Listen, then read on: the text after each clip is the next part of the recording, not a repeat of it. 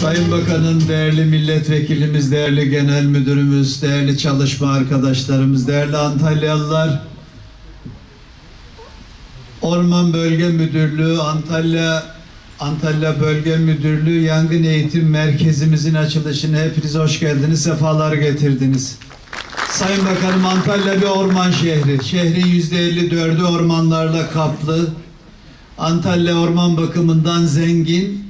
Bu da bölgedeki iklim koşulları, yazın çok sıcak olması yangın riskimizi çok yüksek seviyelere getiriyor. Ama az önce genel müdürümüzün de ifade ettiği gibi Allah'a hamdolsun 2019'u 2017 ve 2018'e göre düşüşlerle kapadık. Hem yangın sayısı bakımından hem de yanan alanlar bakımından 2017'ye göre 1/10'a düşürdük. 2018'e göre de 1/3'e kadar yanan alanları düşürdük. Keşke hiç olmasa ama Antalya çok sıcak bir bölge.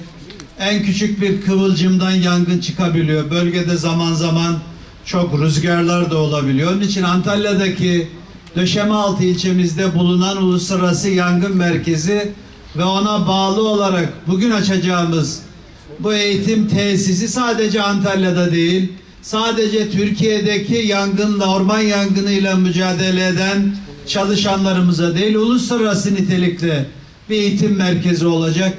Önemli bir ihtiyacı karşılamış olacak. Ben hayırlı uğurlu olmasını temenni ediyorum. Camimiz az önce Sayın Milletvekilimiz de ifade etti. Sadece bölgede çalışan arkadaşların değil, mahalledeki diğer kurumların ve vatandaşların da ibadet ihtiyaçlarını giderecek güzel, nitelikli, Antalya'ya yakışır bir cami olacağından eminiz. Bugün de onun temelini atacağız. Her iki tesisimizin de hayırlı olmasını temenni ediyorum.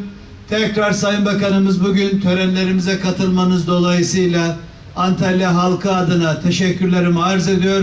Sevgi, saygı sunuyorum.